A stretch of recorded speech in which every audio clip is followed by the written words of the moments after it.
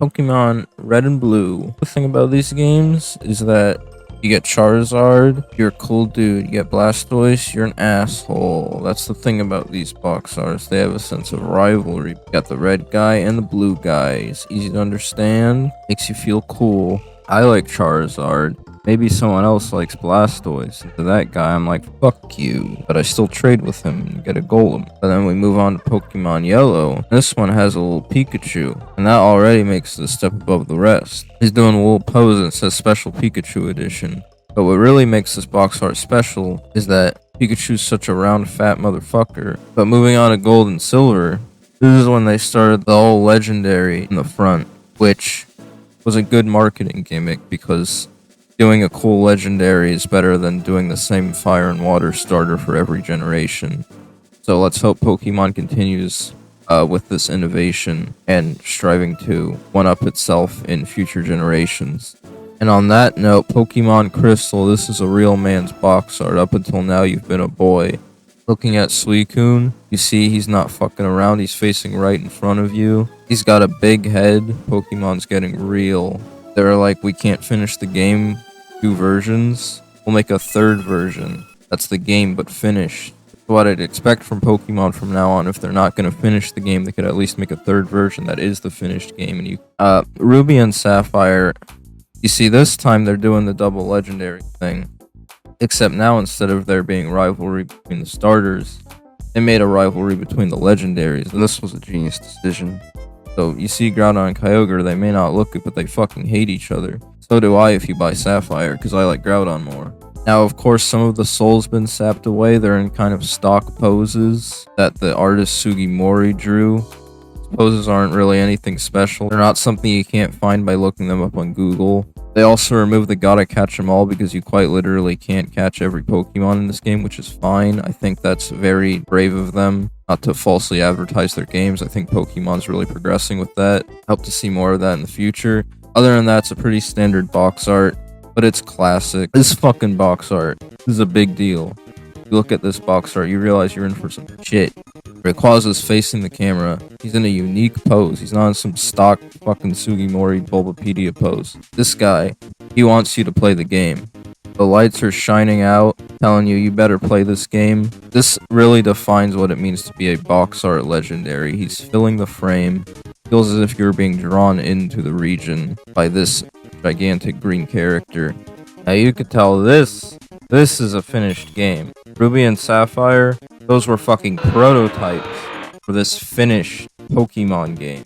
That's what we like to see. The Red and Blue remakes. You see Charizard and Venusaur sort of in a swirling vortex universe. I don't know how they got there, but they are in striking, unique poses, which I appreciate, even if they are 2 different versions. I dare say I like Charizard more here than I did in his watercolor look, but that's a topic for another time. Diamond and Pearl. So this is where we have an interesting predicament, because the thing is, these box arts are trying to do something kind of cool. You see Sugimori's art is really modernized along with the sleek DS aesthetic. They're kind of highlighted. That's pretty cool. It definitely feels like a cool new Pokemon game. The problem is this box art is kind of shit. Dialga, Palkia. Look on Bulbapedia. That's a stock pose. There wouldn't inherently be an issue if it wasn't very boring. I do quite appreciate that the logos are on separate ends so as to fill the space differently between 2 box art legendaries. However, let's take a look at these 2. You may notice they are kind of over-designed, and I hate them. Dialga, I mean, Palkia, he's like a dick. He's a dick monster. I don't really know what they're trying to say there. It's not bad. Not a bad box art, but clearly they had not finished the game. It's missing something. And that thing is the real game, Pokemon Platinum. Diamond and Pearl take place in Sinnoh, and the thing is, Sinnoh sucks in Diamond and Pearl. But in Platinum, Sinnoh's awesome. The reason is because Platinum is a finished game. You could tell Platinum is the game you're supposed to play. Giratina is a very striking Pokemon. He's made to be cool. He's a badass Pokemon. Background matching his color scheme. You got big fucking laser lights pointing out at you. And it's splashing like bam. This is a video game. Logo's still in a unique place to make room for his pose, which I appreciate. The pose itself is pretty good. They probably could have gone a bit harder. There's a lot of cool things you could do with Giratina. For what it's worth, it's doing its job and it's doing it very well. This game inherits the Emerald legacy of being a cool fucking box art for a really cool fucking game. Heart Gold and Soul Silver. These are the best box arts in Pokemon. Straight up. Because look at them. When you think box art, you tend to think a rectangle art. That's console box art now. But the thing is, when video games first started, everything was a box. The cartridge was wrapped in a box. And this continues into the DS. These are boxes. This right here defines what it means to be a box art. These poses are perfectly, satisfyingly enveloping the boxes. They made special poses for Lugia and Ho, specifically for these video games. There's no stock poses here. These poses are so fucking cool, they could be tattoos. What else? That's about it, really. These fucking really cool fucking... They were cracked when they made these. They were fucking cracked. Being remakes of some of the more innovative Pokemon games. Nothing short of the highest quality. Going forward, I want to see finished games. More Emerald, more Platinum, more Heart, more Soul. God damn it. So, normally, Black and White would be a downgrade. It's just two stock poses, and the background is like nothing. But think about it. There's a juxtaposition. That's kind of cool. Reshiram, white. Zekrom is black. The background on Reshiram is black. Background on Zekrom, white. Think about it. Their poses are actually pretty well made. They're wide, pretty striking poses. Clearly not striking enough because these were the worst selling Pokemon games ever made. But I think they're pretty cool. At the same time, you could kind of see formulas getting a little old. Still cool. Still pretty slick. But after this, after they did this black and white thing, I'm really hoping, we see Pokemon Gray, then we start seeing some cool shit from these games. Some really cool... What the fuck is this? Black and White 2. The games themselves are good. I mean, it's been 5 generations, still kind of doing the same thing, but the art itself is cool. It's got the Giratina lines coming out. It's definitely not bad. Pokemon X and Pokemon Y. In this box art, they made a Pokemon who got a bit of an X, then they made a Pokemon who has a Y, except the X is aligning pretty well with the Xerneas pose, but the Y's not aligning so well with Yveltal. They could have made a unique pose. You can see these box arts are incorporating a bit of a logo to the title. They also have a bit of an aesthetic to them. I wouldn't say it's that interesting, but it's passable. And that about sums up how I feel about Pokemon's debut into 3D. The Ruby and Sapphire remakes.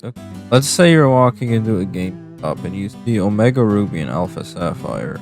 More than likely that instead of going, that's the new Pokemon game, I buy it because I buy a new Pokemon game because I'm a monkey, you probably more think that genuinely looks kinda cool. Is there much going on in particular? Well, there is an explosion in the background, and I do like explosions. But other than that, not really. For being real, Primal Groudon and Primal Kyogre, kinda ugly. That's definitely taking a lot away from the... No, Emerald, also kind of ugly, but in a different way, in a way that I feel insulted as an Emerald fan. At least for what it's worth. These are somewhat interesting takes on the formula, although not especially innovative. You also may notice that they took out version in the titles, which I trust Game Freak and I trust Pokemon Company, so I know they wouldn't mislead their audience into thinking these are two wholly unique, finished video games and not two parts of one whole already riffing off of existing formula but on a different region on a new system. I trust that they would not do that to their audience. But Pokemon Sun and Moon.